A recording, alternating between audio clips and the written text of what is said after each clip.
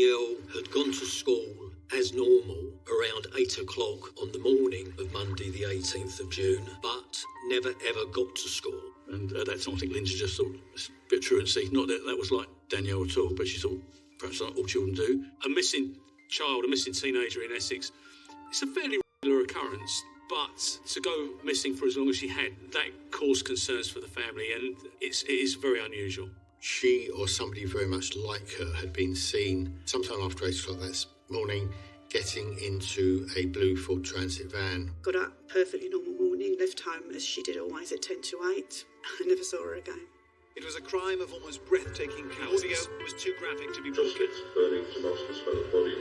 The life sentence may provide some Men were closure. killed when the inferno swept through the building that housed Young us. women unable to defend themselves. The man who tried to kill her will never be free to harm again.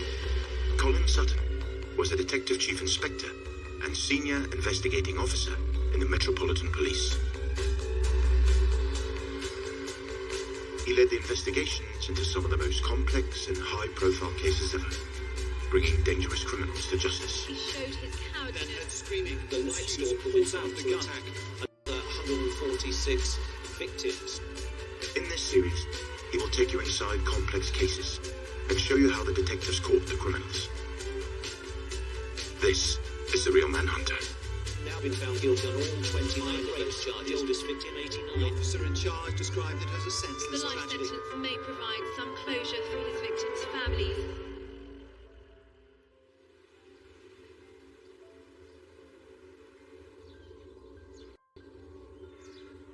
Danelle Jones was a 15-year-old girl in June 2001. She was the oldest of 3 children. She lived with her parents in a house in East Tilbury in Essex. She went to school at nearby Stanford-le-Hope. Used to go on a school bus to get there.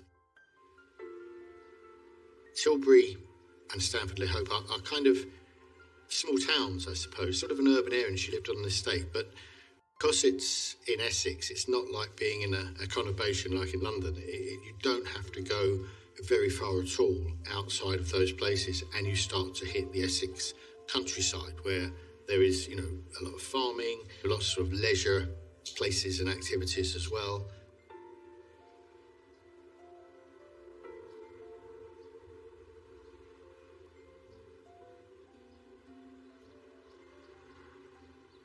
How old was she? 15. She was 15. Yeah.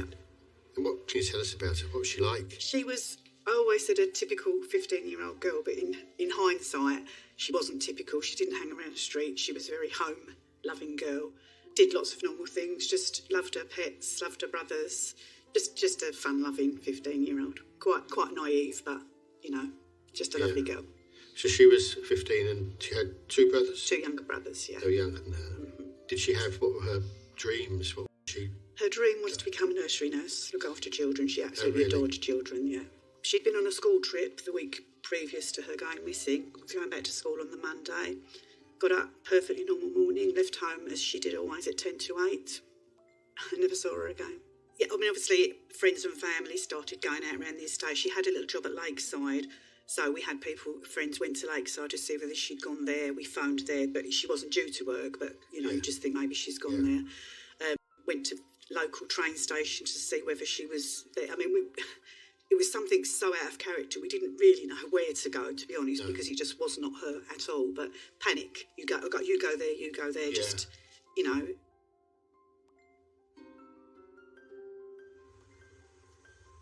My name's Steve Reynolds. When I retired, I was the Detective Chief Superintendent in charge of the crime division of Essex Police. I actually joined Essex Police when I was 16 as a police cadet, and then spent 2 years on uniform, and then for the next 29 years spent almost all that time on CID, serving in every rank between Detective Constable and Detective Chief Superintendent.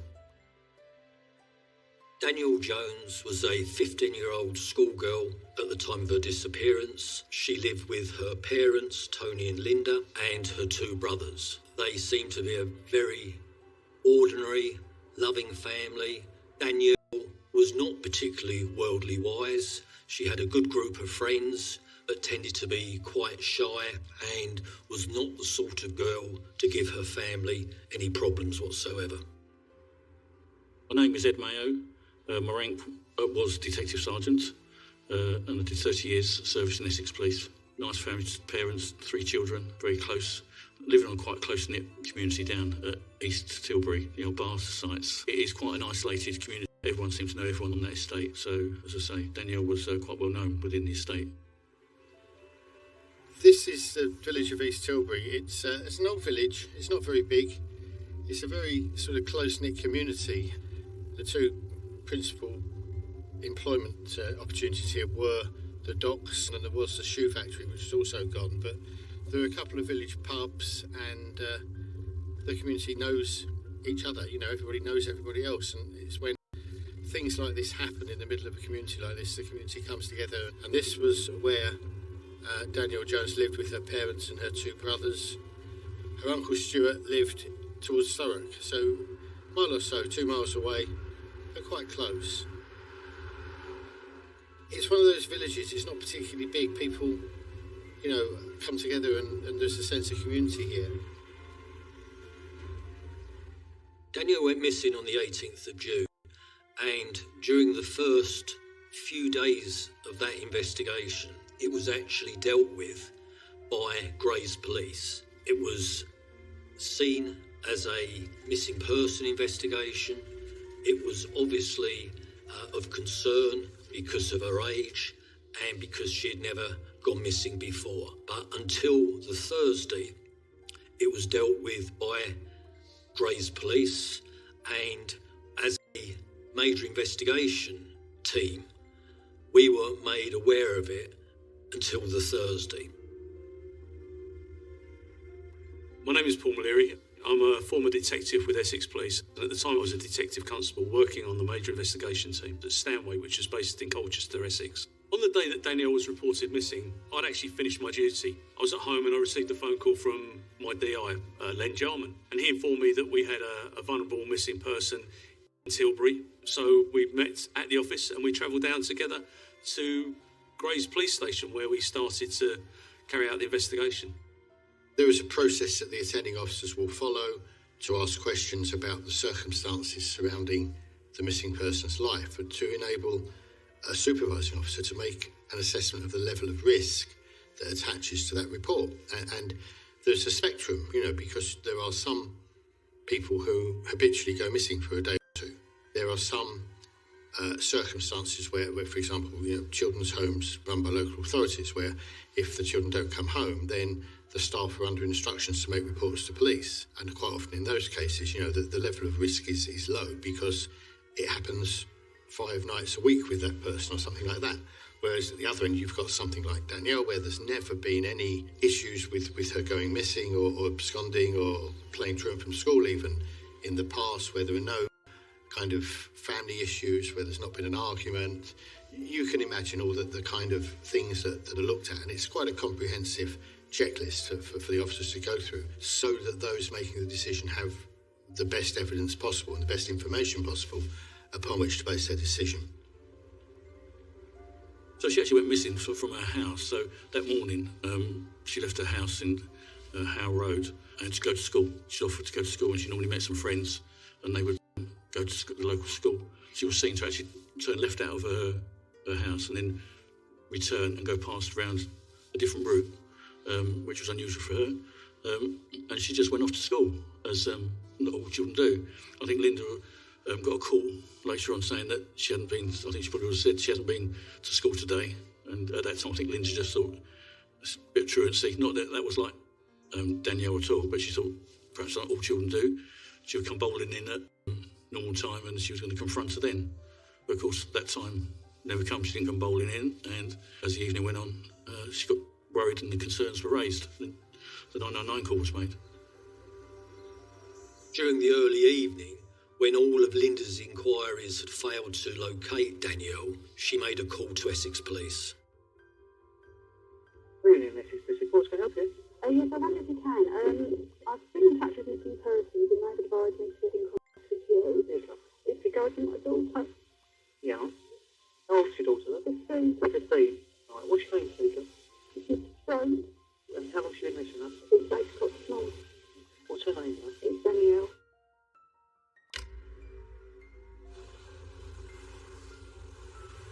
So you phoned the local police, and how did they respond? They said they'd sent someone round, which is what they did, and someone was round fairly quickly to take details, have a photo, the normal thing that you would assume would happen, Yeah. I mean, it's really, I've done it, and it's a really difficult job for those police officers because you've got to balance upsetting you, making you fear the worst, and yet still try and get the information that's going to help you make a sensible decision as to what the risk is and how dangerous it is. And it's dealt with by uniformed police officers. They're not specialist officers in any way.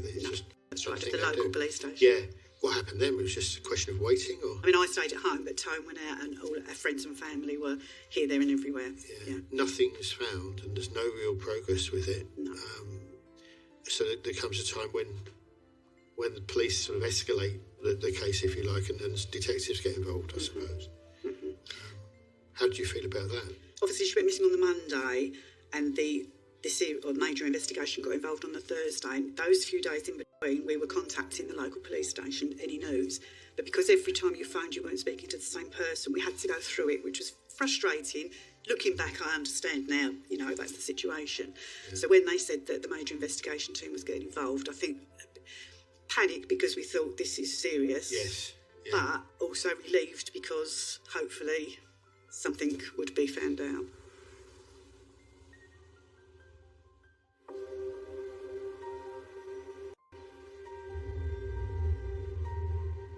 So on the 21st of June, we were informed that there was this high-risk missing person in the Greys division, and we were asked as a major investigation team to take over the investigation.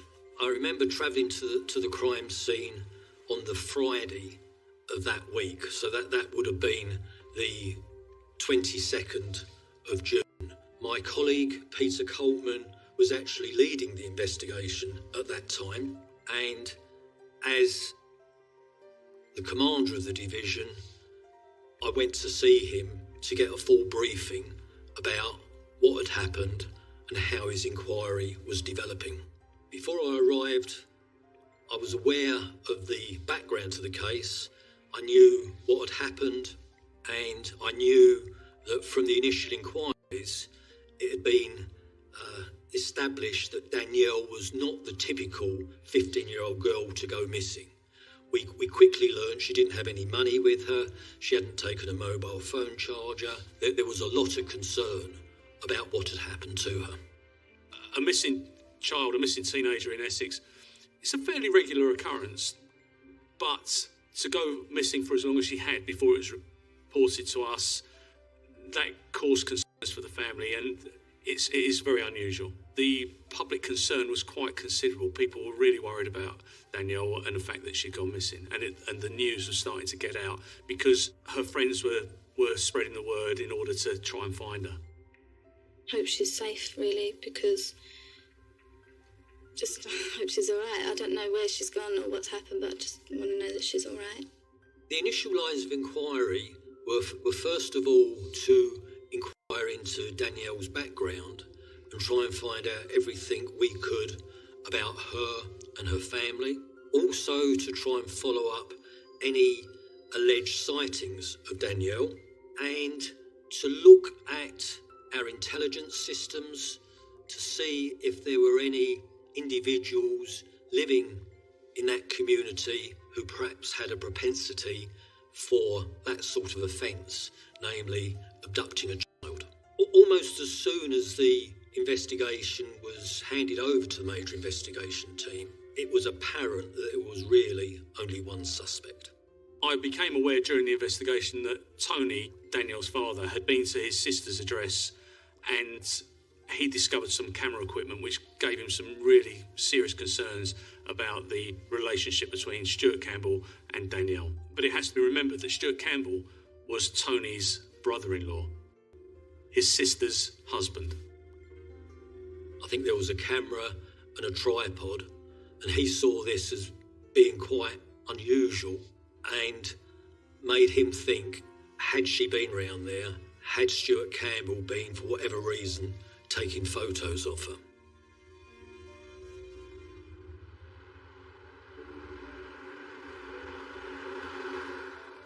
It always adds another level of complexity to the investigation where you've got a suspect within the family, the extended family, because, well, to put it bluntly, you've got to know pretty well that you're going to be right, because the damage that you can do if you're wrong in those circumstances, you know. And I know, you know, Stuart Campbell wasn't close to either you or to Tony, really. He was like Tony's brother-in-law because he married his sister.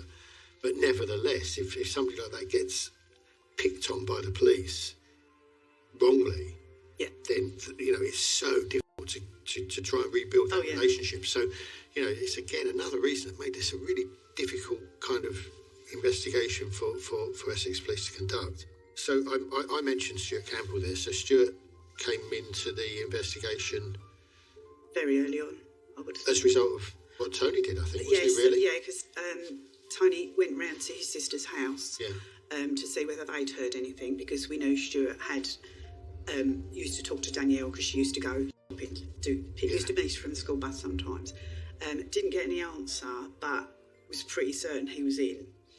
So he looked through the window to see a load of camera equipment out on the lounge floor, which, bearing in mind Stuart knew that she hadn't come home from school, it just seemed a strange thing to... And he wasn't a photographer, or it wasn't something he often saw at his house? No. He took photos like we all do. But, you know, nothing more than that, really. And so you or Tony passed that on to the police, and then they start looking at Stuart Campbell's background. Yeah. And was it a shock when you found out about his previous convictions? Yeah. You didn't know? No. So, hindsight's a wonderful thing, but I things think might have been Tony may have different. known that he'd nicked something from the local shop when he was younger, things like that, but that was the extent of anything. Not that he'd been convicted of abducting and taking photos of her. Remember how you felt when you found that out? Sick. Yeah, absolutely. I can see that. You know, we'd let him loose with our children. Yeah. You know, supposedly a doting uncle.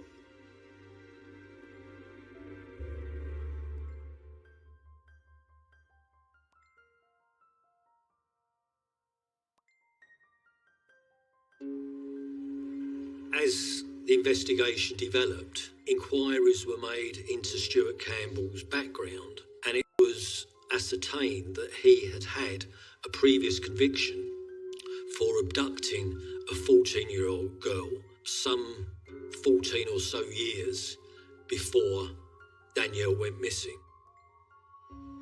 Who was local as well to you? Yeah, on our estate. On your estate? Yeah, which is where they lived at one point. They did live on our estate at one point.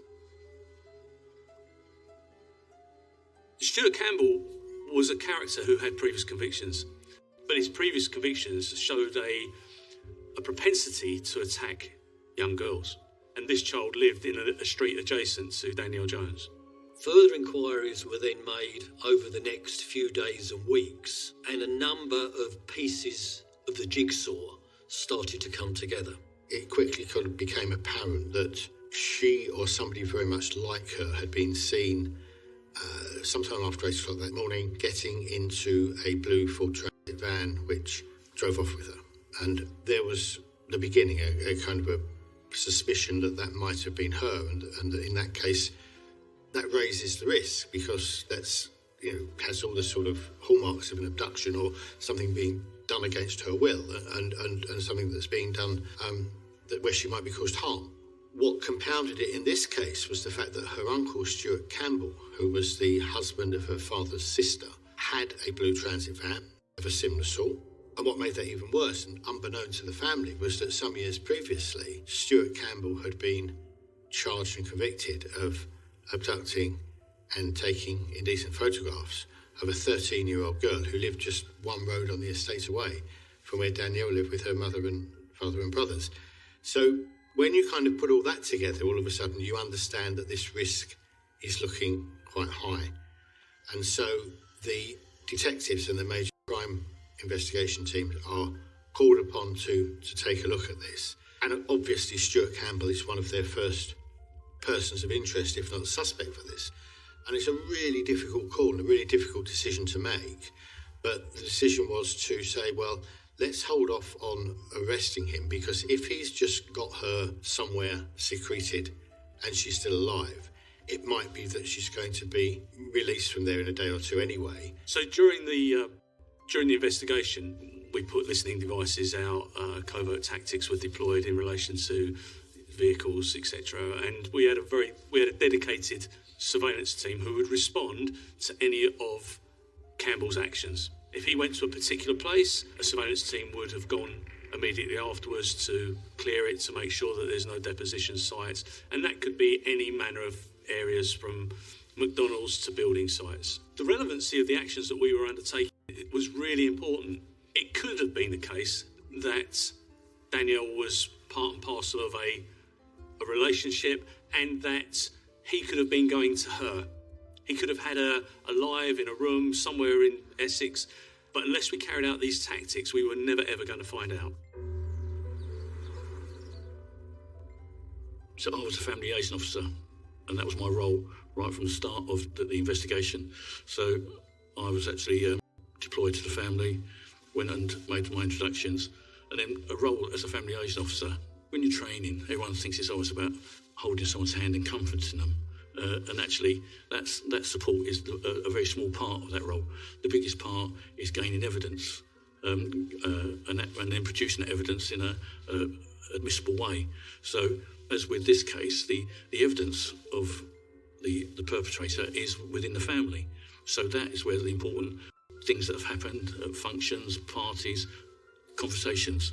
So it's a matter of speaking to the families and gaining the trust so that they can actually tell you everything. Because I think all families, we have our own personal lives, secrets that we keep within our family. You've then got to actually disclose and lay your life bare, particularly in the murder investigation, everything, because you don't know what's relevant at that point. So I think it's being able to trust someone to lay your life bare. So the family liaison officers are crucial to all major investigations in the sense of the information they can help to provide to the decision makers, but also they are the main people. They're instrumental in making sure that the service that's given to the family of the victims is of the standard that we would want it to be. Where the suspect is then a member of that family, it makes their job pretty tricky as well, because they've got to be there to inform and to tell the family what's going on with the investigation, where the progress has been, where it's likely to go. And really, you want to tell the family absolutely everything that you can and be completely open and honest with them, because that's the only way you can build the trust and have openness and honesty back from them. But if behind the scenes you're thinking about arresting a member of that family, then it's kind of difficult to tell his relatives that that's what's planned and that's what's going to happen. Within a few days of the major investigation team taking on the investigation, we were approached by BBC Crime Watch, who wanted to run a story on the next Crime Watch about the case. And Peter Coltman and Linda and Tony Jones, I believe, went on Crime Watch. And this attracted a huge response from the public. First tonight, Danelle Jones, the 15-year-old who disappeared from Essex. You can't have missed this in the news. It's had huge publicity, and perhaps the chance of finding new witnesses tonight might be slim. But even if it's a long shot, someone out there must know something. We really need to speak to anybody who saw her after she left the road close to where she lives. Anyone who may have been there, they may think that we already have the information and we don't need to speak to them again. We do. I've always got that glimmer of hope that she is still alive, but we just know that she wouldn't have run away. We know that 100%. We've just had nothing positive, so someone surely has got to know something. She hasn't just disappeared off the face of the earth. Someone's got to have seen something. There were over 830 sightings or alleged sightings of Danelle, either locally, within the UK, or even further afield in other parts of the world. Now, none of those really were of a significant interest to the investigation. There was nobody who could say 100% it was her. We were satisfied it was definitely her, but nonetheless, the fact that there's 830 sightings, we had to at some time investigate those sightings to either rule them in or rule them out. Essex Police took the initiative and they put the entire case on Crime Watch. But this generated a huge amount of work. Over 800 sightings or potential sightings were reported in, and every one of those had to be visited in order to mitigate the chances of Danelle being alive. Had there been a case that the officers hadn't followed up on the inquiries, this would have undermined any future proceedings. Paradoxically, almost, one of the challenges they faced because of their own decision to take the case onto BBC Crime Watch. They actually had their suspects at that time, didn't really need to go onto Crime Watch, but went to try and find more witnesses and more evidence. And what that resulted in was more than 800 sightings of Danelle all about the country, literally all over the country. And each one of those has to be logged and evaluated and creates a lot more work, and perhaps was distracting from what they had in hand, where they had a good suspect and should have been working on him. So yeah, it's odd, isn't it, really, that the willingness and preparedness of the public and the community to help in shocking and tragic cases like this creates difficulties for the police. But it's something that needs to be done, because in cases where you don't have that suspect, where you don't know what you're looking for, you haven't got that lead, then those thousands and millions of pairs of eyes and ears that are out there on your side can generate that one lead which takes you to the right conclusion. But it's just then a matter of trying to filter that through, and that's tough. There were two significant consequences which impacted the investigation during the early days. First of all was the geographical terrain around East Tilbury. There was lots of fields, lots of water. The Thames was only a few hundred yards from where Tony and Linda lived. So the environment to search presented many, many challenges. What has to be kept in mind is that this part of Essex, albeit it's quite industrial, there is a huge expanse of rural land, plus you have Tilbury Port, so international shipping would go into this particular area. It was hot. This is in June 2001, and the resources were stretched. We had search teams from all over the region. We had the Lowland Search and Rescue team that came in to support. Everybody, local residents, everybody was involved in this. The other thing that impacted enormously on those first few days was the media and the media interest in the case. Now, as detectives investigating most cases, you need the public to assist, and you need their information. And the best way of doing that is through the media. But because it was a 15-year-old girl, because the outcome was perceived as probably ending in a tragedy, this attracted the local and international press, and that became a huge demand on the investigation to service their needs, whilst at the same time getting on with the investigation.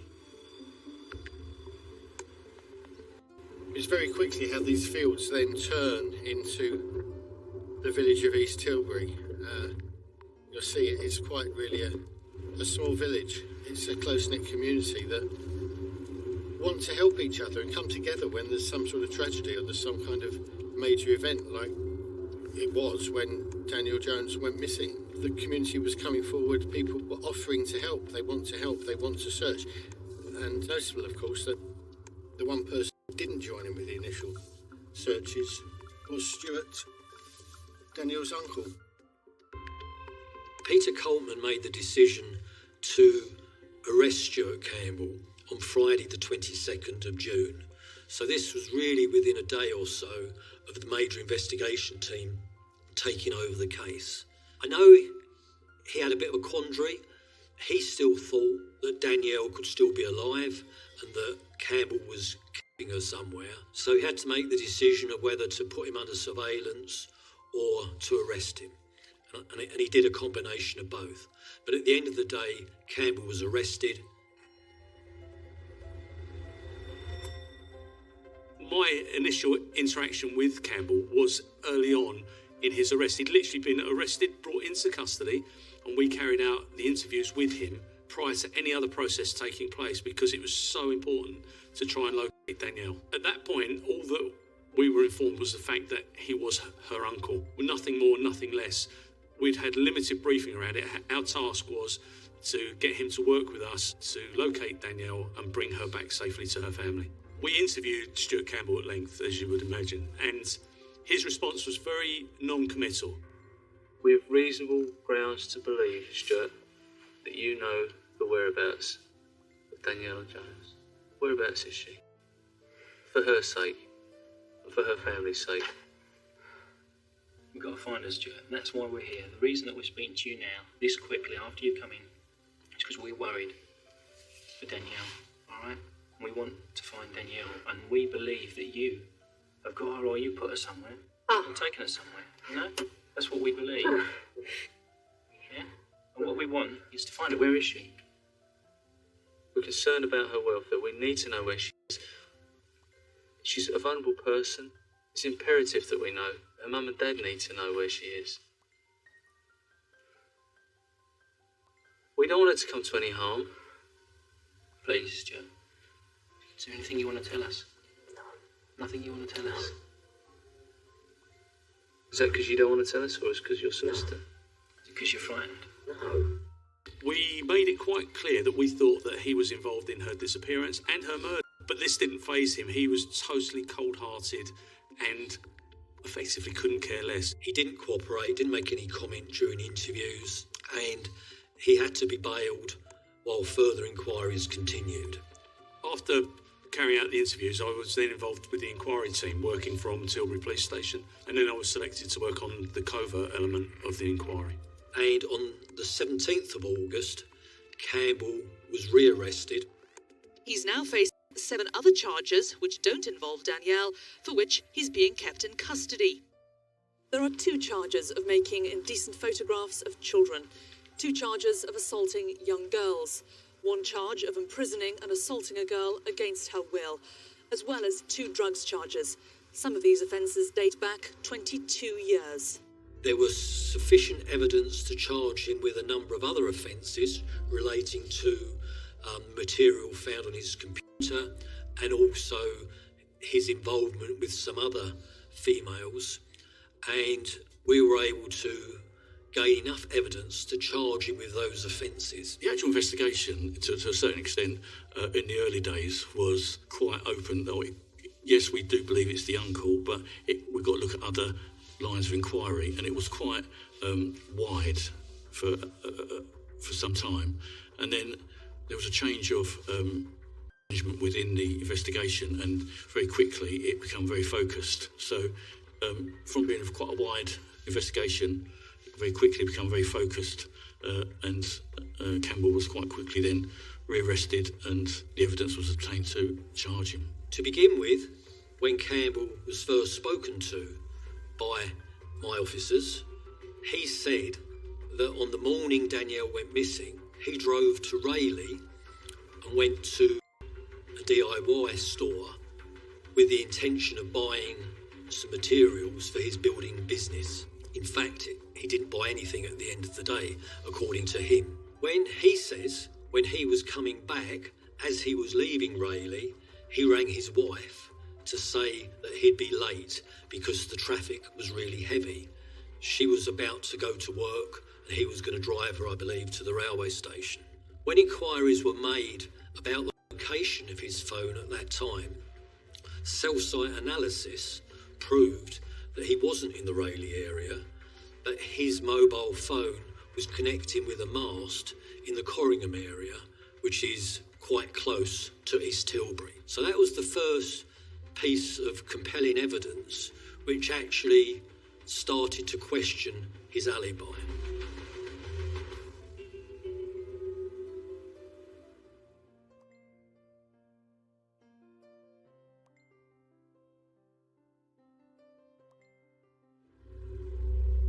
Cell sighting is something which was developed as digital, particularly mobile phones, were introduced in the mid to late 90s. It was realised that, of course, they have to be in contact with the network at all times, and the network needs to know where that handset is at all times, because the way it works is that somebody dials that phone number or sends a text message to that phone. it goes into the network, and then the network has to be able to see where the handset that it needs to go to is located and send that call or that text message to the nearest mast so that that call or text message can be translated to the phone. And all this is done very, very quickly, at high speed by the computer networks. But it means that the network needs to have a list of where all the handsets attached to it are at any one time so that it can do that. He said that the day after Danelle went missing, that he received 2 text messages from her saying that she was sorry that she'd gone missing. But when Stuart Campbell purportedly received the 2 messages from Danelle's phone was then suspiciously turned on before the message was received and then turned off soon after it was received. So in this case, what you had the suspect, Stuart Campbell, sending text messages effectively to Danelle's phone and then from Danelle's phone back to himself to try to maintain a belief that she was still alive. And the way that those handsets were interrogated was able to show they were both in the same cell site area. When Danelle first went missing, her family and friends sent a number of text messages to her, attempted to call her on numerous occasions, but at each time, the phone was switched off and the calls went straight to voicemail. If you can imagine, the triangulation pinpoints key areas and could clearly show that the phones were in the same location. But the text messages were so important. When you are investigating the mobile phone of a suspect or of a victim, the only way of reading the content of text messages is actually by getting the handset. They're not stored on the network. They have to be on the handset. But when you do have that, it's possible for experts in language and in sentence construction and speech and so forth, it's possible for them to look at how those text messages were written and how they were constructed and form an opinion as to whether that's consistent with the normal way in which that person wrote text messages. It was highly suspicious that the only contact that she had had with anybody was with Stuart Campbell. There was an irony that Campbell was the only person that was receiving text messages from his niece, when in fact everybody was sending her text messages. So why did she respond to him and not to her own family? So it's almost as if, he's got one phone in each hand and he's texting to himself. But more importantly, in terms of the interrogation of the language and the structure of those text messages, they were written all in capitals. All of Danelle's other text messages were written only in lowercase. And then there is more scientific work that can be done in terms of just the words used, the sentence construction, the way, the syntax, if you like, of the text message is constructed. And using those methods, the experts are able to say either that yes, these messages are consistent with how the user of this handset normally sends text messages, or, as in this case, whoever sent those text messages at the end was very unlikely to be Danelle because there was such a difference between them. I think the reason Campbell did that was to try and prove that Danelle was still alive. The text messages had a connotation that she was having some sort of problems at home and that she needed some time away. And this was all totally contrary to everything the investigation had uncovered at that time. When the police carried out the search of Campbell's property, they found a sex toy, some lingerie and some condoms. And on those items, there was a spot of blood. A search was made of Campbell's house, and in the loft, a holder was found, which had a number of items in there, which were very, very suspicious. And when that blood was analysed, a mixed DNA profile of Danelle and Stuart Campbell was identified. He had a relationship with Danelle which was beyond that of the normal uncle-niece relationship, shall we say. They used to text each other a lot, and there's almost a question, I think, with hindsight looking at it, said there was a degree of obsession there, and it was an unhealthy obsession.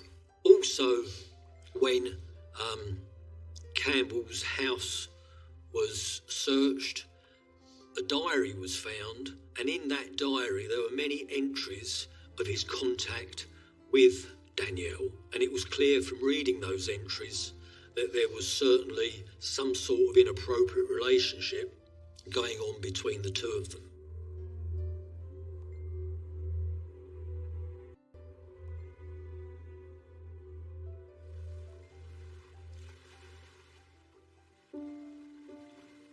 Seen on a regular basis as a familiar relationship between the suspect and victims. This happens quite often, but the fact is that this is her uncle, a person that she trusted, a person that the family trusted.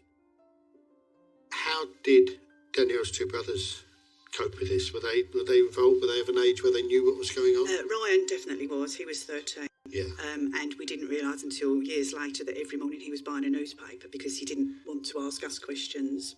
Mitchell was only 10, so I think he knew what happened, but I think a lot of it he just chose to, he was going to school and just playing with his friends. He knew she'd gone missing, but I think he possibly at that age chose not to think too much on it. But that's where Ed was really good. He sort of talked about football with the boys and got their confidence that way, and then they felt more comfortable asking him things rather than us. I was trying to think how old Ryan and Mitch were at the time, but I think Ryan was at secondary school and I think Mitch was still at primary school, so quite young. They were avid football fans, Mitch being West Ham and Ryan Aston Villa. So I wanted to make a connection with them, and because obviously they knew that there was a lot of police around and that Danelle wasn't home. So the way I did it, one of the big national newspapers was running a fantasy football league team. So we sat down and we just had a football team. So we had some players from Aston Villa, some players from West Ham, and me being a Middlesbrough fan, we would then have someone from Middlesbrough. A little bit of banter between us after the weekends when the football results were in about how our team's done, and then we would be watching to see how our team did or didn't do, as it turned out. You've got family liaison. It's a difficult job, and people are specially trained for it. And my number one basic rule, I think, and they all have, is never lie to the family. You've got to be open. Did you feel that they were entirely open with you and you knew what was going on? Definitely. We had every confidence in Pat and Ed. They were fantastic. Yeah. Anything we wanted to know, if they knew, they'd tell us. If they didn't know, they said, we'll see what we can find out. Yeah. If we can't tell you, we'll tell you we can't tell you. That's the key to it. Yeah, that's the key to it. Rather than just be fobbed off. Yes. If there's something we know and we can't tell you, we'll say we can't tell you. Yeah. The way I shared information with the family was twofold, really. There was information shared through what the SIO was asking me to share. And I attended briefings. As a murder team, you had a briefing in the early days, most days. So I would attend the briefings and gain what I needed to information. That's where I got most of my information. And the SIO or whoever was running the briefing would say that can or can't be shared. So it was quite controlled what we were sharing. But the briefings were quite an integral part of the investigation, which is what Linda and Mitch actually came to one of the briefings in the mornings to see exactly what the investigation was doing. I think it was important to show them. Actually, they saw me as the investigation, and I know there was a lot in the media, but I would take them to the briefings so they could hear what they could hear, so they could see what was happening. I took them to some searches, and the search teams were showing them exactly where they were searching, how they were searching, why they were searching. So it was ensuring that they knew and confident that Essex Police were doing all they can to find Danelle. I think that the decision to change a missing person inquiry into a murder investigation is one of the hardest run-of-the-mill decisions that senior police officers have to make. There are tens of thousands of people reported missing in the UK every year, and you cannot hope to investigate each one of those as if it were a murder investigation. So that's why there has to be a sifting process. That's why there has to be a procedure whereby the risk is assessed. But sometimes what you'll do is you'll say, we can't actually decide. So what we're going to do is we're going to run the two things parallel. And they kind of run together, a missing person investigation, normally by local officers, and then a murder or homicide type investigation by the specialist squad. And they will run in tandem and obviously talk to each other and so forth until one or the other kind of edges ahead and it's decided that's the more likely course. normally the longer that goes on, it falls towards the murder investigation because, that's sadly statistically, the longer someone's missing, the more likely they are to have been dead.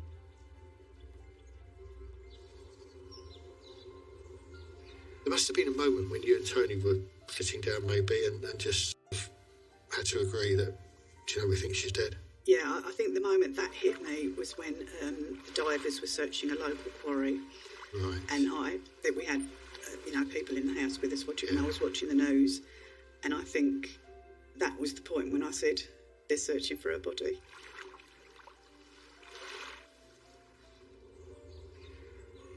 During early November, following intense consultation with the Crown Prosecution Service, a decision was made that there was sufficient evidence to charge Stuart Campbell with the murder and kidnap of Danelle Jones.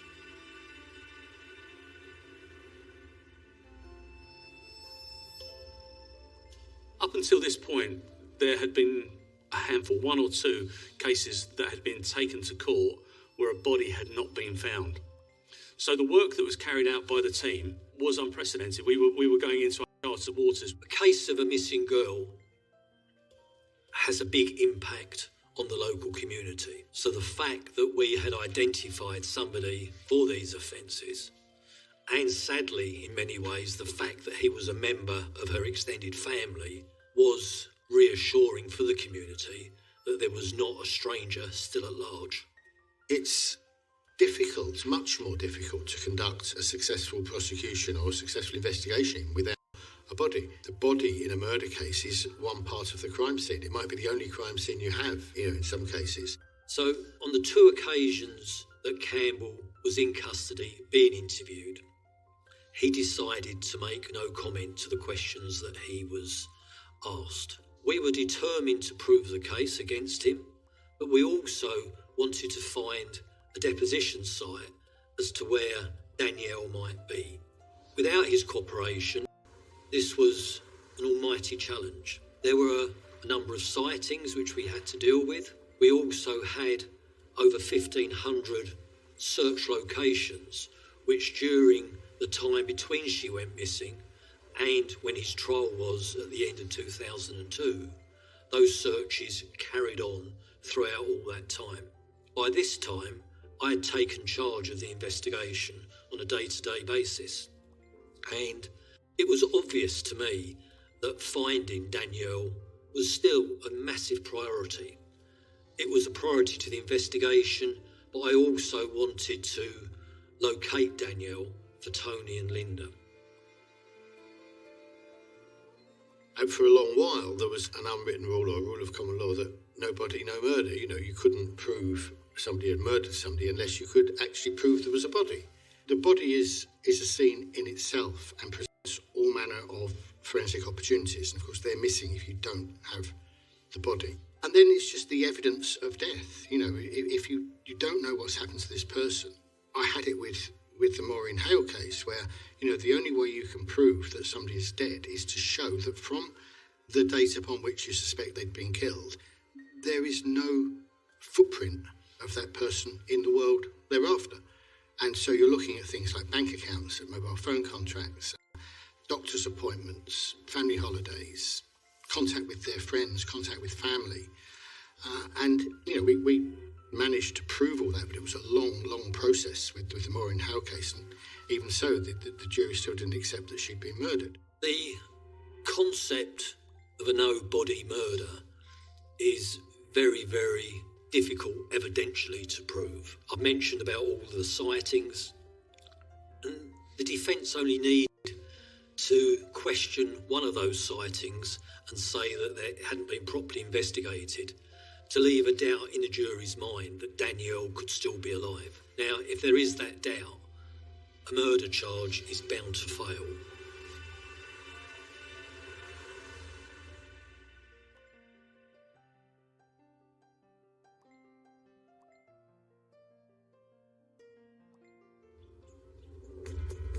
At one point during the investigation, there were 1,000 police officers and members of staff involved in this investigation in order to locate Danelle Jones. We had those 830 sightings of Danelle, which were such an issue which we had to deal with. Now, by this time, after he was charged, the investigation team was cut and many went on to other investigations. So I only had a relatively small team to deal with those sightings and deal with the disclosure of unused material. Now, that unused material, there was in the region of 25,000 documents which weren't part of the prosecution case but needed to be reviewed and scheduled just to make sure there was nothing that undermined the prosecution case that we had to disclose to the defence. One of my roles in investigation as a detective constable, I was on the, I think it was 6-person disclosure team, and that was a huge piece of work. And what that actually means is that every piece of paper, every document, every phone call, every photograph, everything that is registered has to be checked. It has to go through a process, whether to disclose, not to disclose, and you have to articulate the reasons as to why you wouldn't disclose a document. There could be sensitivity to it. That was a mammoth task. We still had those sightings we needed to eliminate. We discussed this, or I discussed this with prosecuting counsel, and we decided to do a sort of a 3-stage process to go through these sightings. First of all, we eliminated a number because the description was nothing like Danelle. So we were able to say, right, they weren't an issue. We then telephoned a number of witnesses and went through questionnaires with them. And again, that allowed us to eliminate another large amount of purported sightings. But then finally, we had, I can't remember the numbers now, but probably 100 or so sightings that we needed to investigate. Every line of inquiry had to be closed off. But you'd have to realise, actually, 800 sightings of her, some of them were just not logistically possible. I've seen her in Australia, so you then look at actually what's the opportunities that Danelle have going to Australia. She didn't have a passport, she's not applying for a new passport, she didn't have the finances to do that. She was a girl who wouldn't go out and take the washing off the line at night time because she was scared of the dark, so she wouldn't be out somewhere on her own at night time. We needed to actually send police officers to these witnesses and actually get a statement of what they believed they had seen. And the only officers really I had available to do that were my disclosure team. But this did give them a break from the onerous task that they were undertaking and allowed them to get out the office for a few days and see these remaining witnesses with these sightings. But at the end of the day, I was satisfied that none of those sightings were Danelle. The processing of the disclosure bundle took months, and it was testament to Detective Sergeant Deirdre Knowles, who oversaw the whole process, because without that drive and the team that were carrying out the work, this wouldn't have got to court in the way that it did. This sort of case has a huge impact on those investigating the case. They want to find the missing person. They want to reunite Danelle with her family. The hours they work are considerable. They're working 15, 16-hour days, day in, day out. Has an impact on their home lives, on their social lives, has an impact on their health. We did everything we could to support those officers with welfare, having occupational health coming to briefings, but nonetheless, with all that support, you still cannot guarantee that it doesn't take a toll on your staff. Little did we know that when we started this investigation, the heartache that was going to be caused within the organisation. We had police officers that were mentally and physically drained. The aim of everybody there, from the investigators, the surveillance teams, everybody, all we wanted to do, we wanted to find Danelle. Now, we'd reconciled the fact that she was dead, but we needed to find the body of Danelle as much for us as it was for the family. That sounds really selfish, but we wanted that success. We wanted to assist with that closure. The trial was at Chelmsford Crown Court and began in October 2002. There were over 100 witnesses called on behalf of the prosecution, and the prosecution case lasted about 8 weeks. The trial was estimated for a number of weeks. I think it was 12 weeks in total, attending the court every day, taking Tony and Linda for the first week. Took both Tony and Linda. Stressful. You got the gauntlet of press, which we sort of tried to get out of the way the first day. And it was managed quite well because there was a pre-briefing with the press and the family before the trial, so that actually all those interviews could be done. How were your feelings during the trial? Variable? Yeah, they were, but I mean, he frustrated me so much because he was continually writing notes. Past his barrister, he'd ask the guards for things, and I just felt frustrated that he was sort of, I don't know, it was just very hard for him to see him there. It took weeks for the prosecution to present their case. During this time, Campbell hardly helped himself, and his true nature, if you like, was really exposed for everybody to see because he was continually interrupting his own QC. The jury could see that this was a man who liked to be in control. My experience is that these, people like that on trial, perhaps they do it because they're narcissistic or they're cocky or full of their own importance. But it's really common that actually they think they know better than the learned and experienced lawyers that they've got speaking for them. I would imagine he thought he did. Flood them with notes and stuff. I guess sometimes it must be really difficult for the lawyers because they must think, "Will you just please let me get on with my job," But I think it's a characteristic we see in murderers and in these serious offenders that they've got this kind of sense of self-importance, which is much higher than it really is. Yeah. So it's really interesting you say that to me. Trials are a roller coaster, aren't they, for families and for police alike, really, in different ways. Did you feel, some nights you'd go home and think, yeah, it's going well, and then the next night, oh God, it was bad today. And what was good about that, because Tony couldn't come every day, because obviously he had a business to run, we had to make money. Yeah. What was good about it, rather than him having to ask me questions about what went on, we had a book, and Ed made notes of every witness. He would then phone Tony on the way home, debrief Tony, so that when I got in, I didn't then have to go through it all again. So it was a really good system that they had to help us. Yeah. Tony went back to work, and then Linda tried to tell him what evidence had been given in court that day.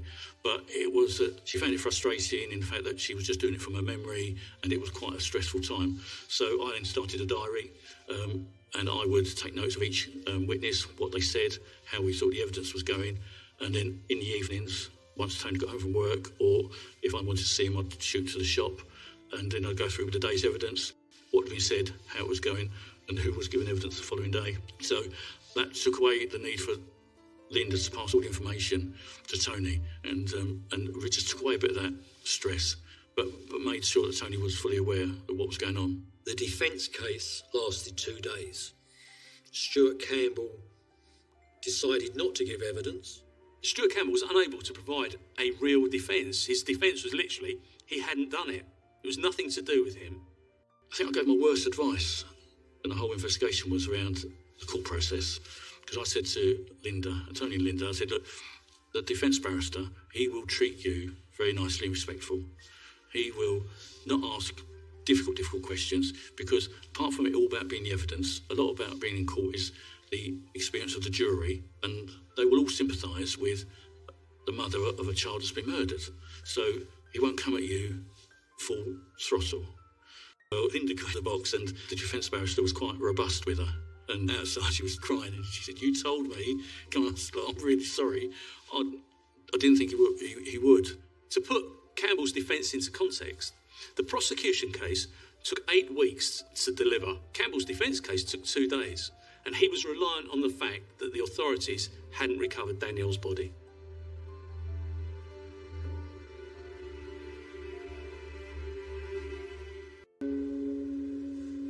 The judges summing up, the jury found Stuart Campbell guilty of murder and also of kidnapping Danelle. Coming up to waiting for the verdict, and the whole thing's been quite emotional. The whole 12 weeks have been quite emotional, and with Tony and Linda, I think you're quite close. You're very close. And it was during the trial, actually, that I actually took a week off. I had a child, a daughter, and so I had a week off and then come back to resume the trial. And on my first day back, when I picked Linda up, and she came out with a teddy bear and a card for me. And it really got to me, the fact that actually she's thinking about me gaining a child when we're at a trial for the loss of her child. So I think that's one of those things that as the trial goes on, that draws you very close as a human being, that actually these things happening. I mean, we knew the verdict to come back in, and we had no clues to what it was a positive verdict or not. And you're sitting there and your stomach's going, your heart's going, you're questioning why you do this job. Why am I an FLO? why am I doing it? I think I've spoken to Tony Linder about the verdict coming in, about actually trying to have a bit of, it could be an urge to shout out or call out to Campbell. But actually I think to try and maintain a bit of dignity is a good thing within the court, because I think the court is quite a process, which they completely manage. But you sit there, and when the verdict come in, and it was quite emotional, there was a lot of tears with Tony Linder. For Danelle's parents, this was the end of an unimaginable ordeal. For 3 months, they faced the uncle they trusted implicitly across the courtroom, hearing how Stuart Campbell developed a relationship with his niece before killing her. Lynn Jones wept as Mr. Justice McKinnon told him, "You are a blatant, deceitful and thoroughly dishonest operator. You have done a truly terrible thing." To be honest, I don't even know whether I actually heard it, to be honest. I think we were all anticipating, and we sort of said, watch them when they come in, see if they look at him, whether that's got anything to do with it, I don't know. But and the verdict was read, and I don't actually know whether I took it in, just I think that Ed and Pat and Tone were like, yes, that I thought, it's gone the right way, It was just relief, happiness, but not happiness. It's a very strange... You're not happy that someone's been found guilty of killing your daughter, but you're happy that they have been found guilty. It's very strange. Tony and Linda were satisfied with the verdict. They had a very close relationship with the investigation team, particularly their 2 family liaison officers. And, they were grateful for all the work that had taken place. But the one thing that they were still missing was where Danelle was. I remember a press conference that I hosted immediately after the verdict, and I actually vowed that I would do everything I could, and Essex Police do everything they could, to actually locate where Danelle was so that the family could have a proper funeral and properly lay her to rest. I will be going to see Stuart Campbell. I will be asking him to assist us. I'm hoping he will cooperate. If he does, I won't be deterred. I will go back and continue to ask him whenever I'm able to do so. You're correct. So actually obtaining a conviction with a no-body murder is rare in British justice. And it's hard because obviously a lot of your evidence will always come from the deceased. So that is the difficulty. And I think as a professional versus the family, as a professional, you're looking to convict someone of that offence and bring some sort of sense of justice to the family. So, yes, I've got a foot in both camps. So we are elated that we've got a conviction and that actually Campbell's going to go away for a very long time, be incarcerated for a very long time. But the family, as it does go on, and of course the question at the end, or the expectation at that guilty plea, I know from Tony Linder was, well, surely now he will give up where Danelle is.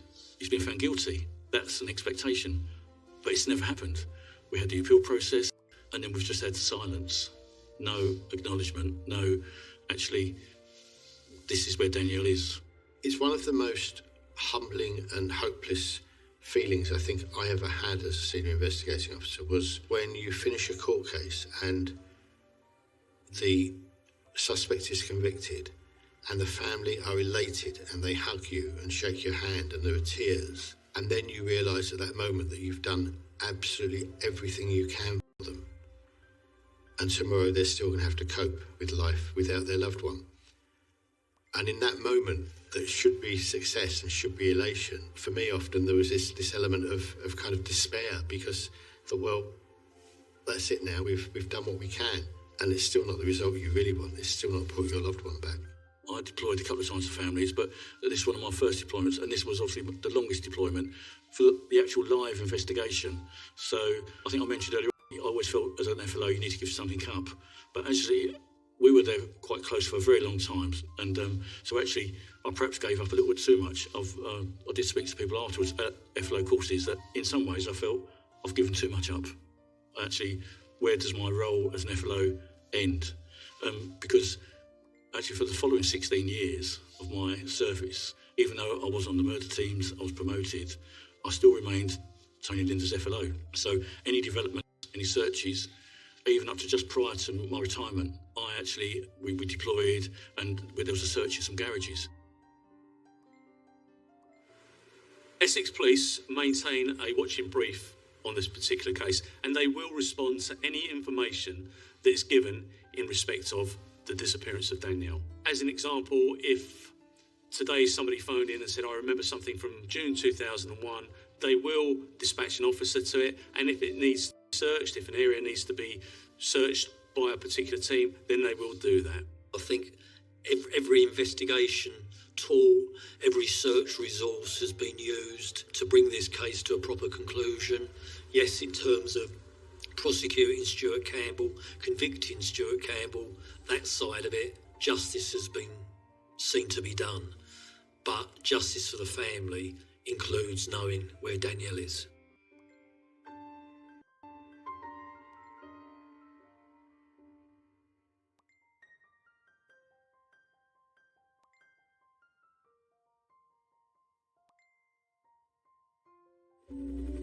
In 2017, there was some information that came up to say that there's a set of garages, and one of the garages they believed Campbell had access to had never been searched, and this was his garage and it's been left. I was still the FLO, but at that time I was coming up to retirement and I had already introduced the FLO that was going to take over from me. We then had the digging up, so we had all again, the garages were knocked down, we had all the earthworks or the concrete dug up, looking for Danelle, and Tony and Linda visited the site. We showed them around the site. There was all the press photographs of Tony and Linda, and it's still been dug up, and there was nothing there. There was nothing there. But yeah, that was as I was coming up to retirement, and I'd introduced the FLO to take over from me. Just in the same way that no murder investigation is ever formally closed, might be stalled, there might not be any work going on, but they're never closed. I think that's the same attitude Essex Police have to their credit taken with Danelle Jones. And while they can't, because of resourcing, search every square inch in Essex, and having kept it going for 20 odd years, they will still respond to any intelligence or information that comes into them. And as recently as 4 or 5 years ago, there were more major searches conducted in Essex, which sadly came to nothing. But yeah, I mean, they understand, they get it, they understand the anguish that the family have been put through. They maintain contact, FLO contact, with the family to this day. They would like to find her just as much as the family would. How's Tony's sister in all this? Never seen her. From the day it happened, I think I've seen her once. We've had no contact with his parents because they said he didn't do it. So my children have lost grandparents and everything. No. So there's sort of denial on that side of the family. Yeah. Wow. And yet the evidence was, the mobile phone evidence. The evidence was overwhelming, but they still chose to. I know it was their daughter's husband, but this was their granddaughter, and they abandoned their son in his moment of need. So once again, it's these ripples, isn't it? It's these effects that. Oh God, yeah. Yeah. Particularly when you've got something, because if you've got something from outside the family coming in, then you can all get together. Yeah. And you've got like a common enemy. Yeah. But when it's a split in the middle of it like this. Yeah. And it's a shame because you've got other further sort of support mechanisms there that you're deprived of, because actually what you want to be is all together fighting the common enemy. Yeah, exactly. But no, we had a sort of it blew the family apart. Which for Tony, he's lost everybody. Yeah. But we've coped. We've coped. You have to. Thank God you have. Thank God you've got each other to cope. Yeah, and we had two boys two boys, to bring up. So. Well, when you split the family completely and utterly, and I suppose it's one of those situations where you're expected to come down on one side or the other. I think everyone was surprised the way the family split, because actually, if you're suspected of murdering your niece, your granddaughter, why would you have any support from anyone within the family? So that was always a big surprise to how the family split like that. On a human level, the fact that it was her uncle who had committed this offence was very, very difficult, just as a human being, to accept. The trauma that cause within the Jones family and the extended family was unimaginable and is unimaginable. And I know that had all sorts of ramifications. Unfortunately, this terrible murder has separated the family. It's caused a division. We've got Danielle's parents that know that Stuart Campbell killed their daughter. But then you've got the other half of the family who firmly believe that he's innocent and believe him, which is just horrendous. Not only has he deprived the Joneses of their beloved daughter, he's caused a rift in their family. The fact that Tony and Linda Jones have lost their daughter is awful and cruel in itself. But that cruelty is only added to the fact that they have no idea where she is. I think if they were able to properly lay her to rest, they would have somewhere they could go on birthdays and other memorable dates where they could go and pay their respects. Here we are now, more than 2 decades on, and Campbell, behind bars, has still got a hold over Danielle's family.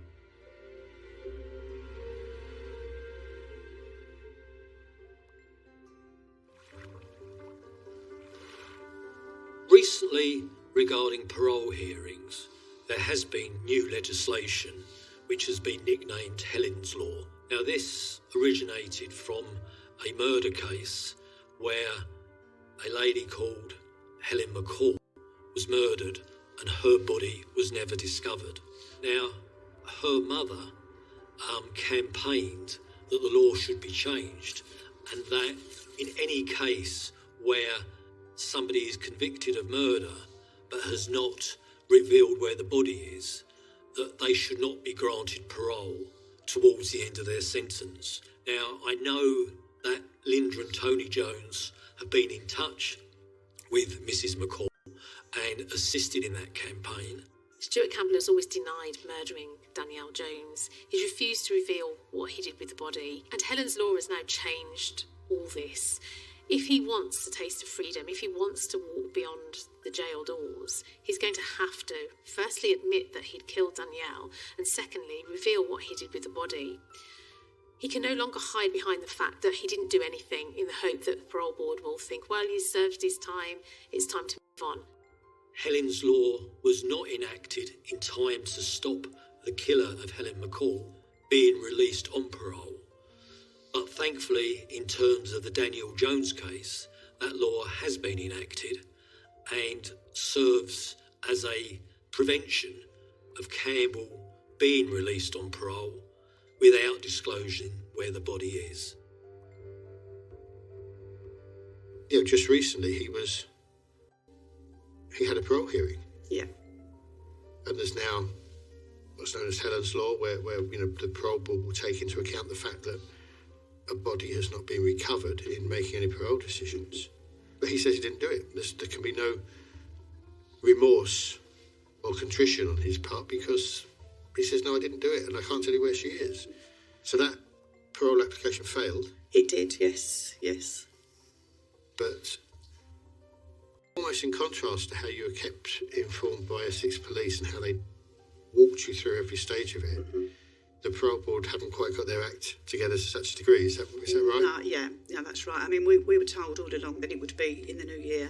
We were told that by the end of January we'd get a date and we'd be given at least 8 to 12 weeks' notice. Yeah. We'd put all our statements in. The boys did statements as well in June last year. 6 months to collate it all, they said, and you're here by the end of January. We got a phone call. I got a phone call about the 15th of January, whichever day it was, on the Wednesday to tell me that it was happening the next week. Just a paper thing, she said. Didn't really explain anything. Don't know what day it is. It'll be one day next week. I'll let you know when it happens. So I've gone into complete panic mode. I had made arrangements. I had to get permission from the Home Office to read my statement out. I was adamant that's what I was going to do because that was my one chance to say how I felt. The trial I answered questions. It was my one chance to say what it's done to me. Yeah. So I went in, I was furious, upset, because I thought this now has been taken away from me. We're not allowed to go. I got a phone call on the Monday morning at 9:45 to say, all done and dusted. I was told no parole, no move to open prison. I'll speak to you later on. She phoned later on to say that, and I said, no parole, no. Oh no, nothing about open prison. And I just feel, I said, but that's what you said this morning. Then I had to read in the paper a statement from the parole board to say, no parole, no movement to an open prison. I just feel they've just not explained anything to us. No. He didn't meet, apparently, the criteria to have a full-blown oral hearing. That wasn't explained to me on the Wednesday. If it had have been, I would have been much calmer about it. So I had from the Wednesday till possibility of the end of the week, the next week, stressing about what on earth was going to happen. None of this was relayed to us. And that's just so avoidable. Of course it is. Had it been explained to me on the Wednesday what exactly was going to happen, he doesn't meet the criteria for a full hearing, part of me would have thought, well, that's really hopeful. Everyone was telling me he won't get out. As far as I was concerned, none of them are making the decision. The parole board are making the decision. It was just a bit of shambles, to be honest. It's one of those, I think it's one of those situations where the parole board, in my view, quite rightly, have come in for some criticism over the past few years on what they've done, rather than tackling it head on and saying we need to improve and to communicate. They've shut the doors and battened down the hatches and are kind of trying. And it's wrong because it's people like you who are suffering as a result of it. It's not. The stress of it was unbelievable. Campbell's now served the tariff that was imposed on him at his trial. In January this year, he was applied for parole. That parole was turned down, but this application can be made annually. So, in a way, he's going to be... it's the family, or Danielle's family, that have got this sentence to carry, because not only have they not got Danielle's body back, but every year they have to suffer the agony of Campbell going up for parole again. And I've got granddaughters, which, my sons are concerned about. If he's not allowed in the area, okay, but who is physically going to stop it? It's just a continual worry about what could happen. Often killers refuse to admit to the families what they've done because it's a way of holding on to the power. It's power they've got over the families. They know something that the victims' families don't know. Do you want to tell us now what we would have said at the parole hearing? Because they might not have given you a chance to listen, but we'll listen to you. I'd love to. Yeah. I mean, the thing that annoyed me as well is my statement I wrote in a pretty much a bullet point thing because I was going to be saying it. You would have had the emotion behind it. So reading a bullet point statement wouldn't have anything of like the impact that I wanted it to. And it says, I can't remember it word for word, but it was along the lines of... No, it's okay. Take as much time as you like. It's too hard, Linda. Don't. No, I'd like to say some of it. Yeah. He's not the only one serving a life sentence. We are. I've got this saying that I've got a mask at the front door. I put a mask on when I go out, and I be who other people want me to be, because I can't keep putting people I work with through me constantly being upset, and I'm still 21, 22 years down the line, constantly upset. So I've got a mask that I put on when I go out the door. I have to live with that every day, and that's what he's done. He's got no idea what he's done to my boys. He's not given me and Tony a life sentence, he's given the boys a life sentence. My grandchildren know, that the older ones, there's photos of her, obviously they know who that is. We can't pussyfoot around it. She was murdered. It's just unbelievable what he's done. It's totally devastated everyone in my close family. And now your boys have got, or one of them has got... Both of them have got children. Yeah. What's it done to the way they look at and the way they think about safeguarding their children? My oldest granddaughter's coming up to 13, obviously of an age she wants to go out. They've sat her down and explained quite bluntly what happened. Yeah. So it's impacting on her life. She's obviously, why can't, she understands, but how many people has it got to affect continuously? It's affected my boys badly, really badly. And by refusing to reveal what's happened to the victims, they don't have to relinquish that power nor the pleasure. Having spoken to Linda, to Danielle Jones's mum, the anguish that woman and her husband and her family suffer on an annual basis when it's time for Stuart Campbell to come up for parole, and the lack of care by the parole board and the probation service in understanding that is a huge thing and a huge moment in their lives, and that they need treating with sensitivity and with understanding. And yet what she tells us is that it's, he's up for parole sometime in the next 2 or 3 weeks. We'll let you know how it goes. And she and her family then spend 2 or 3 weeks on pins, as she described it, not knowing whether or not this man who took their daughter away and killed her is going to be turned back onto the streets, until they get a phone call out of the blue almost, and they don't know when that call's coming and what it might say. I mean, I just think that's an intolerable way to treat these people who have suffered so much already. Even if we had all the answers, I'd never be over it. It's just unbelievable what people think. We go out, we go out for walks through a lot of Essex. I could have walked over her, and that is an absolutely sickening thought. Yeah. I could have walked past her, and I don't know. Yeah. It's a day. It isn't just, I think of it now and again. It's a daily torture. Yeah. And people would consider even thinking of letting him out without answers. Linda, from the very start, that there was a huge media interest in this case, and it's a help and it's a hindrance. I mean, you and Tony have been, particularly yourself, been very good in satisfying the demand from the media for information, both at the time and to a degree subsequently. How did you feel about doing that at the time? At the time, we just did what was asked of us, because we just knew we needed to get information out there and to try and get information in. I in particular, Tony not so much, but I think it tends to be the mum that the media are after. Just did whatever was asked of me, and in subsequent years, if ever I'm asked to do anything, I do, because the day I say I won't do anything, I'm letting Danelle down. So I'd always do it. It would be like saying, well, I'm done with it now, Dan, and I'll never be done with it.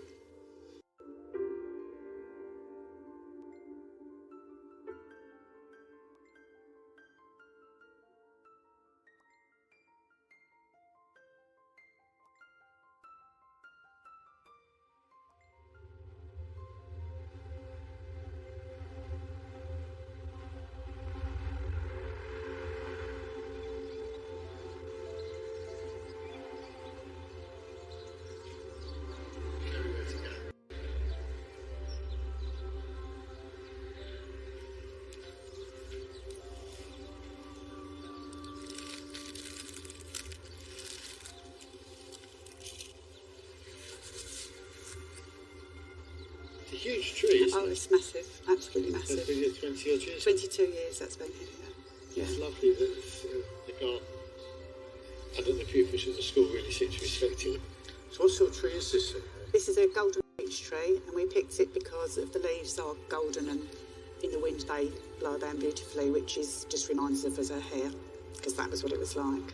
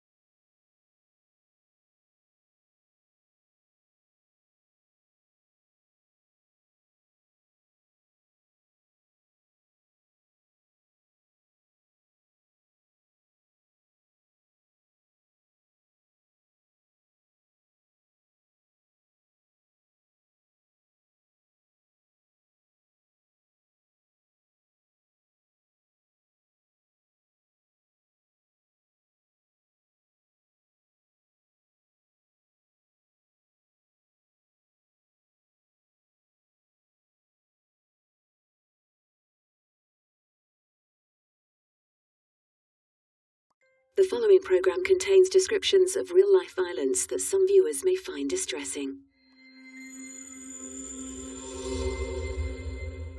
Peter Bryan, what is there to say? I did possibly 200 post-mortems in my career, but I don't think anything has been quite as traumatic as this one was. He was very clever, he was very cunning. He was able to convince mental health professionals that he was safe to release back into the community, and he played the long game with it. It was a crime of almost breathtaking cowardice. Audio was too graphic to be broadcast.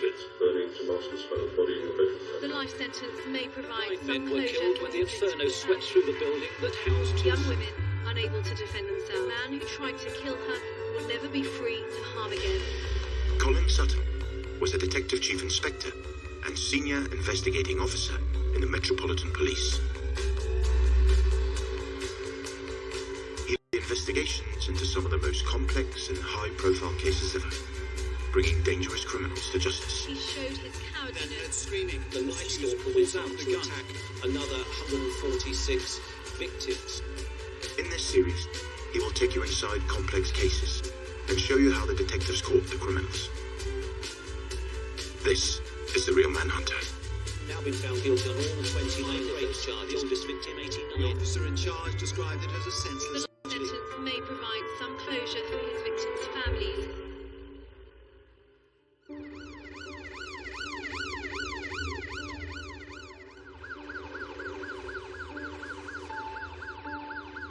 In almost every case, the first police officers to go to that scene will be one or two new, young response team constables.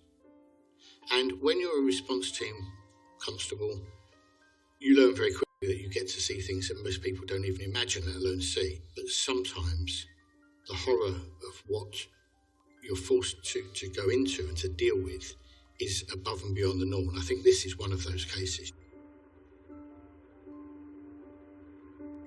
Peter Bryan was born in Forest Gate in East London in 1969. He was the seventh child of his family. His mother and father were immigrants to the UK from Barbados. And he grew up in Forest Gate at a time in the 70s when, it was pretty tough. Forest Gate had a large Afro-Caribbean and also South Asian population, and wasn't always the easiest place for those people to live during those times. So it was a sort of tough place. He didn't really excel at school and sort of dropped out and left school at the end of the fifth form when he was 16. And he had an interest in cooking, strangely enough, and liked to teach people to cook, and kind of said that he wanted to pursue a career in that sort of down that road, but it didn't really happen for him. During his late teenage years, Bryan developed a taste for various sorts of illegal drugs and had a habit where marijuana, he smoked a lot of marijuana, and he also used crack cocaine. And I think, we know now, don't we, that these substances can have a profound effect on somebody's state of mind and can cause paranoia and sort of psychosis if overused. Peter Bryan's first interaction with law enforcement came in 1987 when he tried to throw a fellow resident out of the sixth-floor window of the Flying Angel in Custom House. At some point, Peter Bryan's had this argument with another resident in the Flying Angel, and they've had a fight during which Bryan has tried to throw him out of a sixth-floor window. He didn't succeed, and during the fight, Bryan himself sustained some injury to his face, and police were eventually called, and it was looked at with a view to, was he a victim of the assault? But fortunately, I suppose, neither man decided they wanted to pursue charges, and so nothing happened. But this was the first sign, perhaps, that Peter Bryan had this kind of violent streak that could flare up every now and then. It's quite clearly, in hindsight, that easy thing must have been a fairly serious incident, but no action was taken. And for the next few years, he seemed to settle down, worked at a fashion boutique in Kings Road in Chelsea until March 1993, and clearly the worm started turning again and things started turning a bit weird. He was working in that clothes shop for some years, and eventually lost his job because it was suspected that he'd stolen clothes from the shop. And at the shop, he'd become a little bit infatuated with the daughter of the shop owner. And she was a few years younger than him. And when he was sacked on suspicion of this stealing clothes, he went back and he kind of took out his frustration about losing his job and losing his chance to be with her. March the 18th, 1993, Peter Bryan returned a week after being sacked, and he attacked Nisha. Bryan walked into a clothes shop in Chelsea, West London, where he'd previously worked. He took a hammer to the head of the shop owner's daughter, Nisha Sheth, and killed her in front of her 12-year-old brother. There was some evidence that Bryan had been a little bit infatuated with Nisha and had made advances towards her. But clearly the motive for that attack was revenge, and somehow his mental illness diagnosed as paranoid schizophrenic. So having carried out this savage attack on Nisha, who was only 21, and her younger brother, Bryan then went to his flat in Battersea, across the river from Chelsea, a second-floor flat. He jumped, apparently in an attempt at killing himself, but ended up breaking both his legs. So Peter Bryan is arrested for murder and is examined by doctors and psychiatrists, and that enables him at trial to plead guilty to Nisha's manslaughter on the grounds of diminished responsibility. So that's where there is a mental illness, which means that the individual can't really be held fully liable and responsible for what they've done, even though they've killed somebody. And what that does is it gives the judge freedom to sentence as he sees fit. So whereas with murder there's a mandatory life sentence, and the question is just how long before they can apply for parole, with manslaughter you have other opportunities to use different sorts of sentences or shorter sentences. And in this case, the judge decided that because of his mental illness and his incapacity to commit murder, that what should happen is that Peter Bryan should be sent to a secure institution, hospital, where he can be dealt with and his mental illness can be treated. And the hospital that he went to was called Rampton. While he was at Rampton, he was described as a model patient, easy to deal with and very easygoing. Rampton's a notorious, if you like, infamous hospital where some of Britain's most notorious have spent time. And after a week or so there, Bryan is assessed, and he's assessed to be doing quite well, and he's interacting with the other patients, he's being respectful to the staff. 7 years after being sentenced to an indefinite period under the terms of the Mental Health Act, he seems to be making great progress. This is remarked on in reports. At that point, he was moved from Rampton to a medium secure unit. Nobody will ever know whether he was really playing a game here and hoodwinking psychiatrists or social workers. He later claimed that that's exactly what he did, and that he claimed to have some kind of talent for being able to pull the wool over the psychiatrist's eyes. Obviously, in an ideal world, you want people to be given a second chance, that you want people to be given the opportunity of rehabilitation. But you'd only want to do that when someone was truly safe to do so.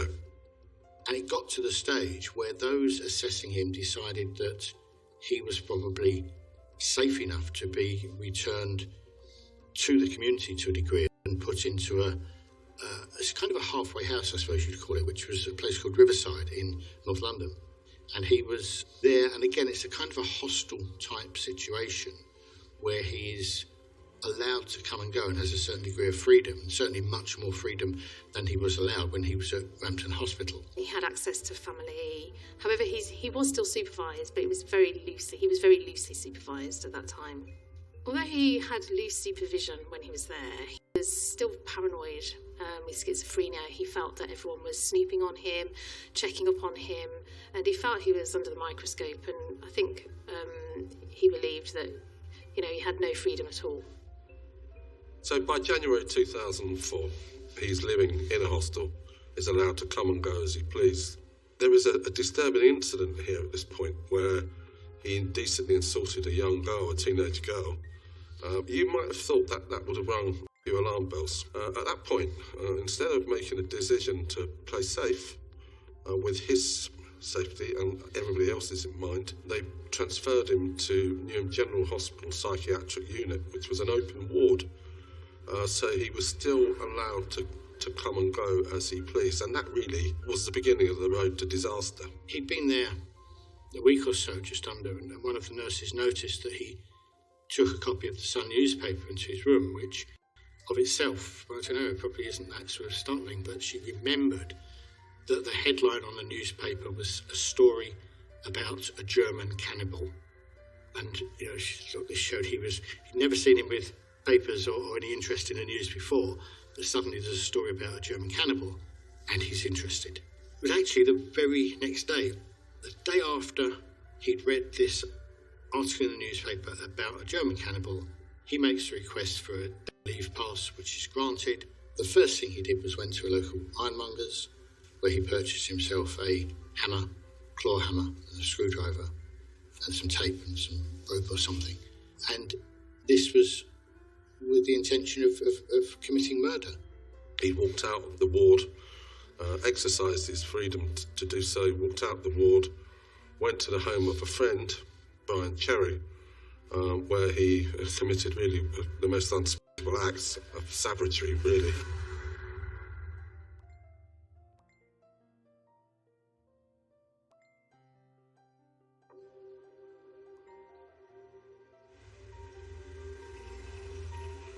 I was born in Walthamstow, so I know the area quite well. And Brian Cherry lived in a block of flats, ground floor flat in Walthamstow, near to Whipps Cross roundabout. It was a small one-bedroom, I believe, flat. Walthamstow is an up-and-coming area now. A lot of nice flats have gone up with higher prices. At the time of the incident, it was a council-run area, quite famous for its Walthamstow market. Now quite a long market, a mile long, I believe. And it's working to middle class area. We were just finishing a previous murder case, and then the news came in that there was another murder case that needed investigating. Brian Cherry was what I would describe as a vulnerable adult. He was taken advantage of. Peter Bryan had befriended Cherry. It's not exactly known how he befriended him, but Cherry was vulnerable. He was giving money to Brian for Brian to go off and buy cannabis, drugs. That seemed to be the basis of their friendship. People would come round to his flat and either with him or without him would take his bank card to the hole in the wall, withdraw money. We believe some of that money was used for drugs, possibly. And we think that Peter Bryan, again, had that relationship with Brian Cherry, that he would also use him to get money. We heard about the situation at Brian Cherry's flat when two officers had gone round to investigate a call that had come in to the police. And it was a strange report.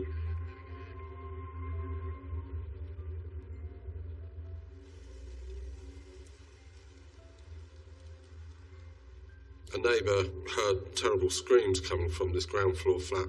A short while later, a friend turned up. She had a key to the flat, and when she opened up, she sort of encountered a scene of absolute horror.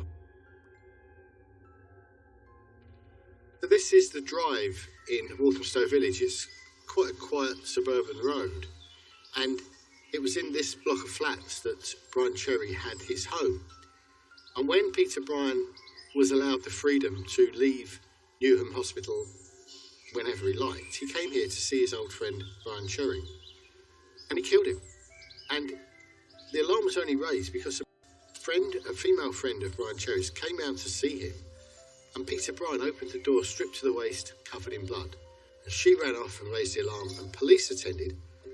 And those police officers were greeted with a scene that you wouldn't see in the darkest of horror movies. She went in and found that Peter Bryan was there, and he was naked from the waist up, and he had a knife in his hand. And the lady remarked on there was an odd smell. She wasn't sure if it was disinfectant or whether it was a smell of blood or a mixture of the two. It was investigated by two constables who went round there, I believe a man and female, and I think they were just out of training school, which obviously could not have been a good sight when they went round there. And they knocked on the door and it was opened by Peter Bryan. Peter was bloody on his naked torso from the waist upwards and invited them in, which again is a strange thing, but they went into the property and saw for themselves the scene before them. When they walked into the room, literally, it was a scene of carnage. On the carpet was a leg and two arms lined up alongside each other. And next to that was the lifeless body of Brian Cherry. And when they got there, Peter Bryan was actually engaged in trying to saw off Brian Cherry's other leg. And the scene that they saw was this horrible, graphic scene of carnage in his bedroom where you've got this body with both arms and one leg detached from it, blood everywhere. As a murder squad detective, I saw quite a few cases. I did possibly 200 post-mortems in my career. But I don't think anything has been quite as traumatic as this one was. Police officers sadly get used to injury and death and tragedy. But to walk into a flat and see a man actually sawing somebody's leg off, that's something that nobody can be prepared for. The fact that the suspect is there in the room with the body doesn't really alter the priorities for those officers investigating it. Their priority is to secure the crime scene and make sure that any kind of physical or trace evidence that's there is preserved. And it just means if you've got the perpetrator there at the time, you've got another body to treat as your crime scene, and you've got to preserve that person. I believe when the officers attended the scene, I don't think Peter Bryan was expecting someone to come knocking on the door. He'd been in the alone with him, obviously, for some time because of the amount of work that he'd done. And I believe he was shirtless because he'd broken into a sweat because of the amount of work that had been done on the body of Brian Cherry. He'd hit him more than 20 times, 24 times with the claw hammer about the head. There were obviously cutting equipment around the room itself, and the body virtually becomes an exhibit. Each limb had to be packaged up separately to be taken to the mortuary to be examined by the pathologist. The scene which greeted the investigators where Brian Cherry was murdered is, you can do all the training in the world, you can have all the experience in the world, but nothing prepares you for something quite as bizarre and macabre as that. As literally police coming across an offender having just eaten some of his victim. As they secure the scene and secure Peter Bryan, and then they realise that there's something cooking. And then, of course, in the kitchen, we had a frying pan that was on the cooker, a tub of clover butter, and a plate, a white plate alongside on the kitchen top with a knife and fork on it, and also some bits of hair and skin that had been brushed to one side of the plate, and the plate was red with blood. It was very obvious from that plate that something had been eaten. And when they look at it and when they asked Peter Bryan about it, he said, "Oh yes, that's Brian Cherry's brains. I've eaten some with some butter. It tasted good."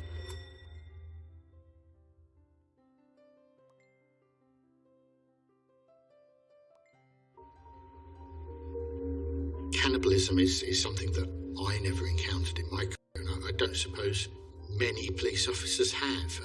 It's Hannibal Lecter for real, isn't it? It's such an unusual thing. And I think the thing with Peter Bryan was that he was quite upfront about it. He sort of said, I like eating human flesh. I think it's a natural way of building me up. It's a good source of protein and vitamins. He wasn't at all squeamish about it. This is, an appalling mental health episode. I mean, this is not something that is necessarily intrinsically evil. This is someone that has completely lost the plot because of the authorities allowing him his freedoms. those freedoms had been used to kill poor Brian and then carry out the most despicable things to his body. At that time, obviously, until the pathologist has had a look at it at the mortuary, we couldn't establish what utensil had done what damage to the body.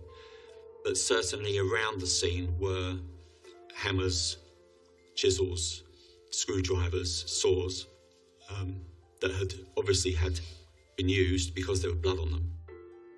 It took the crime scene manager and the exhibits officer 5 days to examine that scene.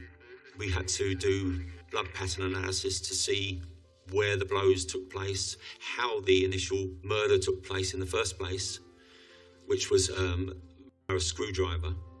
He was stabbed numerous times, which caused the initial murder.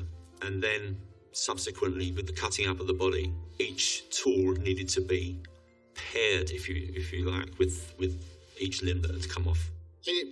Just because Brian was there in the act of cutting up the body when the police arrived doesn't necessarily mean that it's a simple investigation, because although he's arrested then, you've still got to handle the scene properly and do the forensic recovery and scientific evidence to prove that what's gone on and what he's done.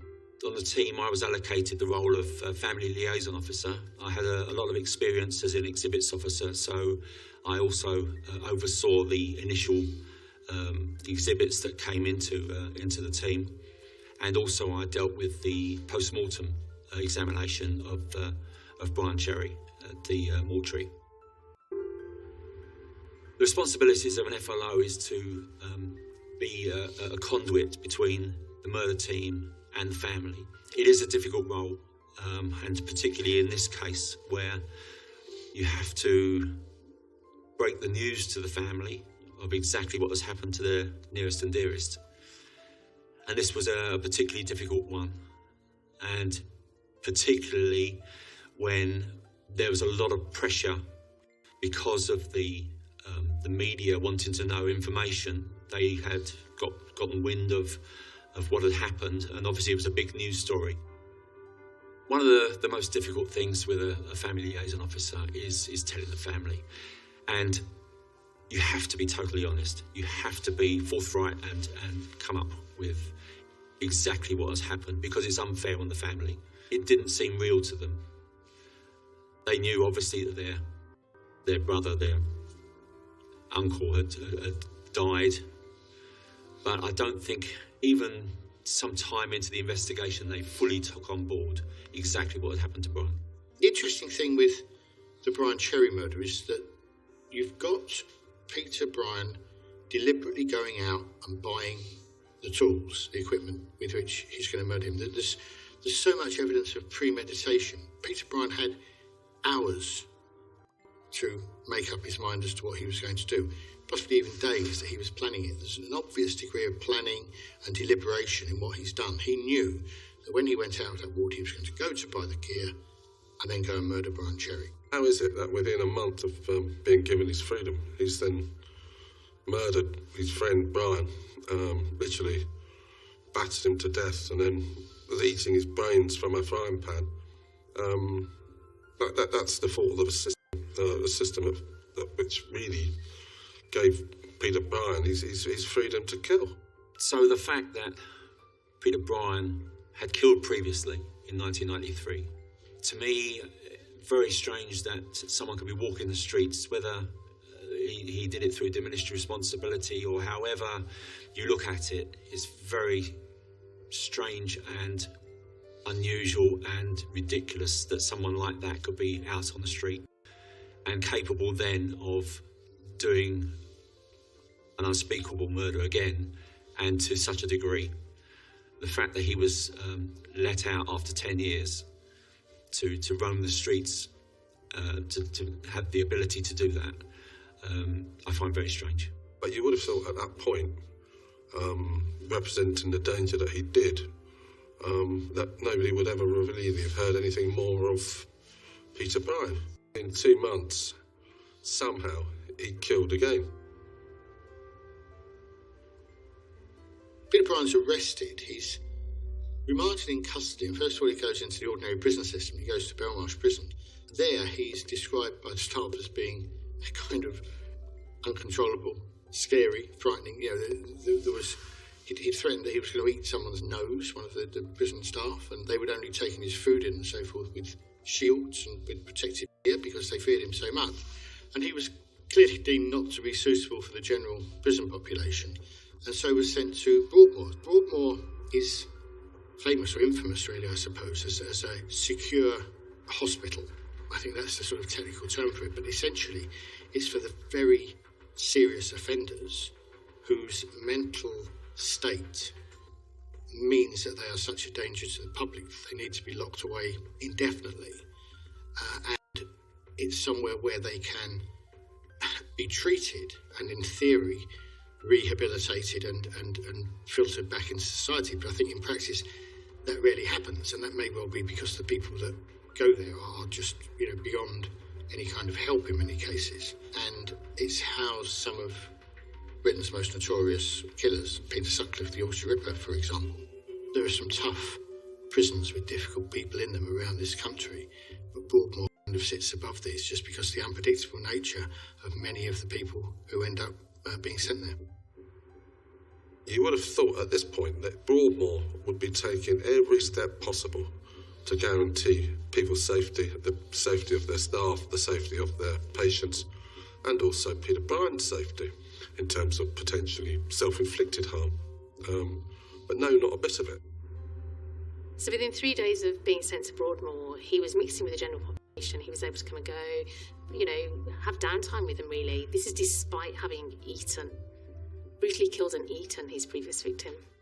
So details, in this instance, Bryan, he'd been kept in segregation on his own for a few days. Quite clearly he should have been kept in a straitjacket for the rest of his life, but he'd been released from segregation, allowed to mingle with the other patients, and 2 months after killing and being taken into the care of Broadmoor, he found himself alone with a guy called Richard Loudwell, who, 59 years old.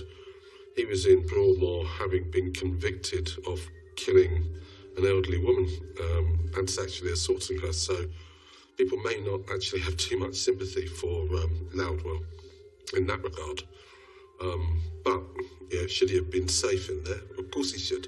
So somehow Bryan was able to wrap a ligature around Loudwell's neck, repeatedly bludgeoned his head on the floor until he killed him. Eventually staff managed to overpower him. Bryan freely admitted that he wanted to eat him and would have done so.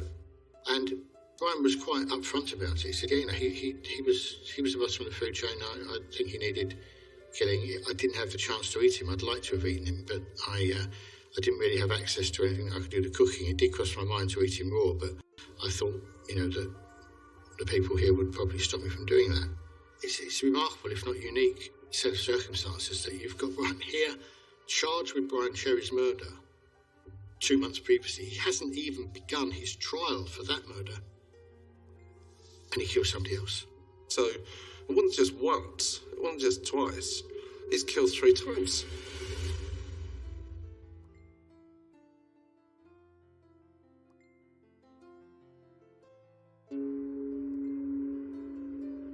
When Peter Bryan killed again in Broadmoor, to be fair, I don't think I was surprised.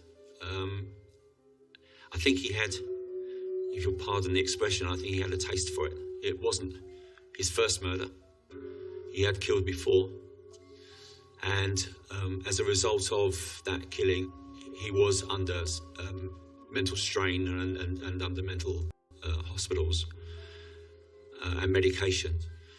Although in such a secure accommodation, you would think that security would be there to prevent such a thing or have kept him in isolation. This sadly is really a story or a tragic tale of the failings of the system. As much as Peter Bryan's monstrosity, it's also about the monstrous failings of the social services, of the health system. So once again, we've got Bryan found literally at the scene of a crime with the body still there. And, It's unusual in terms of the investigation. Normally the person who's committed the murder is long gone by the time the investigators get there. So what you're then looking at is things like, okay, what could be his defence? What could he say? What excuse could he give? And how do we cut that off, nip it in the bud before it blossoms? Brian Cherry's family was so appalled and disgusted at what had happened to him that they campaigned for the death penalty. They wanted it reinstated, as they felt that was the only way they were going to get justice. You've got to say, Brian, he's a dangerous animal in a way. I mean, if you had a tiger and you knew that it was a man-eating tiger, you'd probably shoot it. We don't, in this country, or have capital punishment. He was mentally ill anyway, so even if there was a system of capital punishment, he wouldn't be executed. But it's incumbent on authorities to keep Brian safe and to keep those people that Brian was around safe, and quite clearly that wasn't done.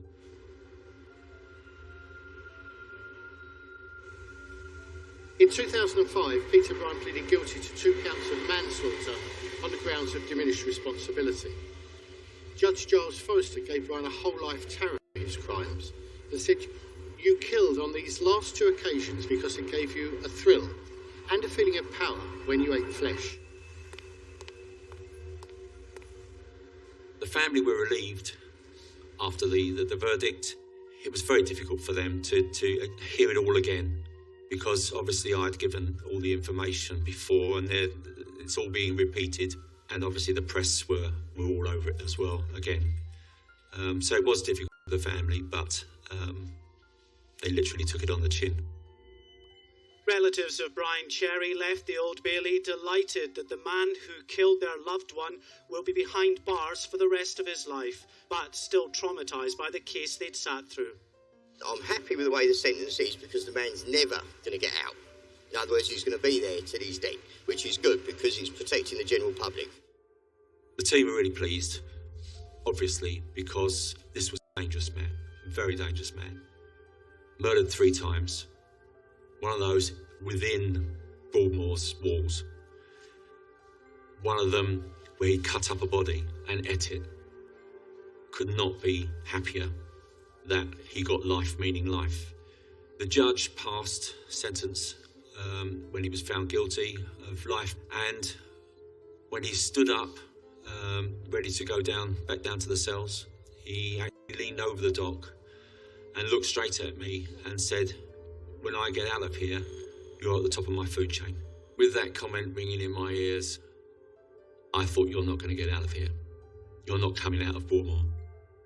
I would like to think that after all that's gone before, someone would have the good sense to throw away the key.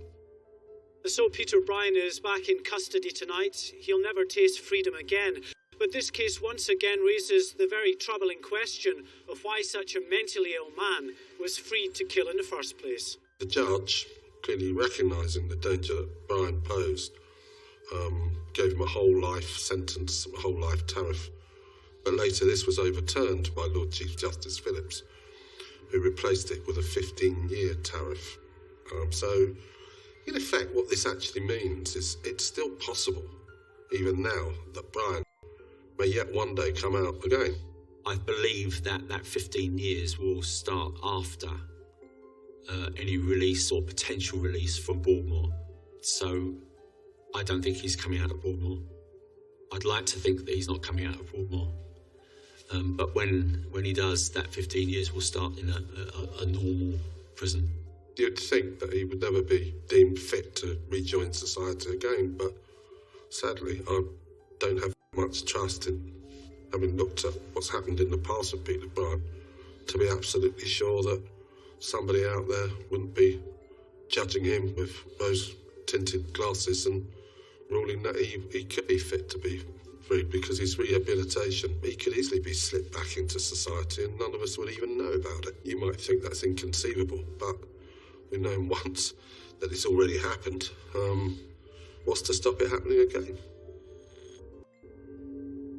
Another unusual set of circumstances are that Peter Bryan is convicted of murdering Richard Ladwell in Broadmoor. And where does he end up? back at the scene of the crime. He's back to Broadmoor because that's the only place to put him, really. And he's now been there for in excess of 20 years. And as far as we're aware, he hasn't killed anybody else. So hopefully the inmates there are safer now than Richard Loudwell was 20 years ago. But yeah, you know, it's obviously a very difficult place to control, and the staff there must be all only too aware that in their midst they've got this man who previously has killed an inmate. In 2009, Richard Loudwell's family were awarded £40,000 after they managed to prove that there'd been systemic failures at Broadmoor, which meant that he'd been a danger to Mr. Loudwell. Obviously, something went very wrong.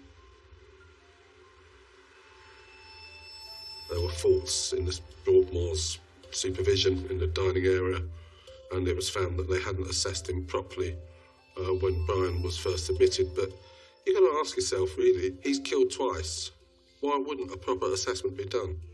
Why was he allowed to mingle at that point?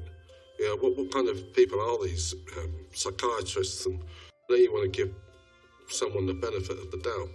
But they've given him the benefit of the doubt not just once, but twice. And he's gone on to kill on both occasions. So, I mean, the warning signs really could not have been any louder.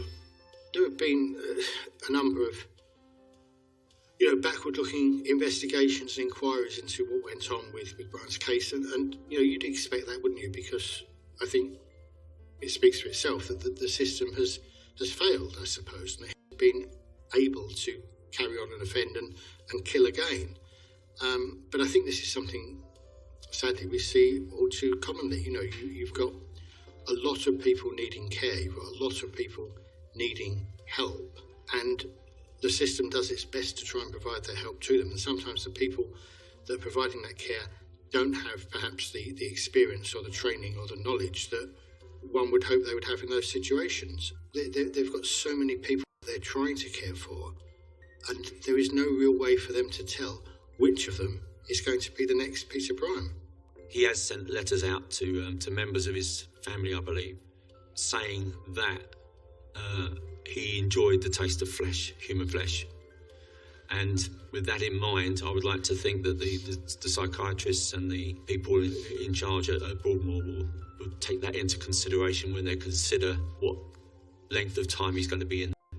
There's this astounding audio recording of Peter Bryan speaking from prison to a female friend, and he's admitting to cannibalism. He's saying, yeah, I'd do it. I'd like to eat you if I could.